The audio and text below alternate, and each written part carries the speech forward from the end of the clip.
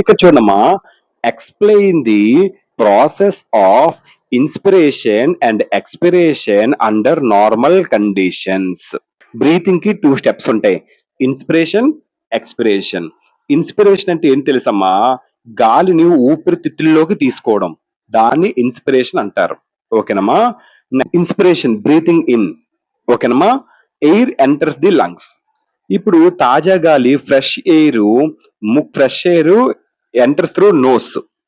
అంటే ఇలాగనమాట. Fresh air first fresh air first nose ద్వారా, దాని తర్వాత ట్రాకియా ద్వారా లంగ్స్ కి వెళ్తది. ముక్కు, శ్వాసనాళం, ఊపిరితిత్తుల ద్వారా లోపలికి వెళ్తది. అదే air enters the lungs. Diaphragm contracts and becomes flat.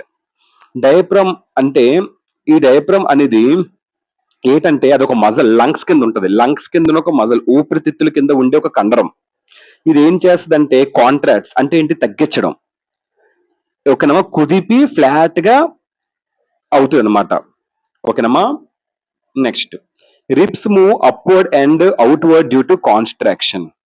ఇక్కడ ఈ రిబ్స్ అనేవి ఇంటర్ కాస్టల్ మజిల్స్ అంటారు. ఈ రిబ్స్ పైకి బయటికి కదులుతాయి అనమాట. ఓకేనమ్మా? Next, chest cavity volume increases. ఇక్కడ ఛాతీ భాగం పెద్దదవుతుంది అనమాట ఇక్కడ ఇన్స్పిరేషన్ లో. ఓకేనమ్మా? Done. Pressure inside lungs decreases. ఊపిరితిత్తుల్లో ఒత్తిడి తగ్గుతుంది అనమాట, డిక్రీజ్ అవుతుంది. Air rushes into the lungs. గాలి వేగంగా ఊపిరితిత్తుల్లోకి వస్తుంది. ఓకేనమ్మా? అదే ఇన్స్పిరేషన్. అంటే ఛాతిలో ఎక్కువ స్థలం గాలి లోపలికి వస్తుంది.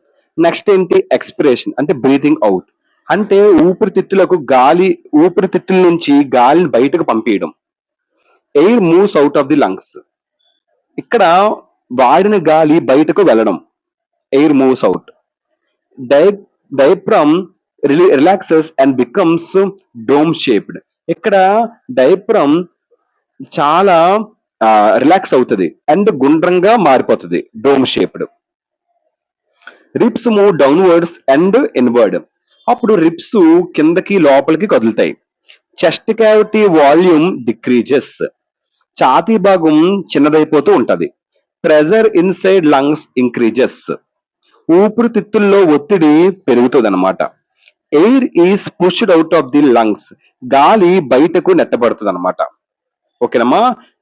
ఛాతీలో తక్కువ స్థలం, గాలి బయటకు వెళ్తుంది అనమాట, తక్కువ స్థలం ఉండడం వల్ల.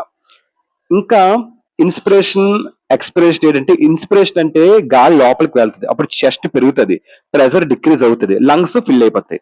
ఎక్స్పిరేషన్ లోని గాలి బయటకు వెళ్తుంది, అప్పుడు చెస్ట్ ఎక్స్పెండ్ అవుతుంది, ష్రింక్ అవుతుంది, ప్రెజర్ పెరిగిపోద్ది, లంగ్స్ ఎంటీ అయిపోతుంది. అంతే.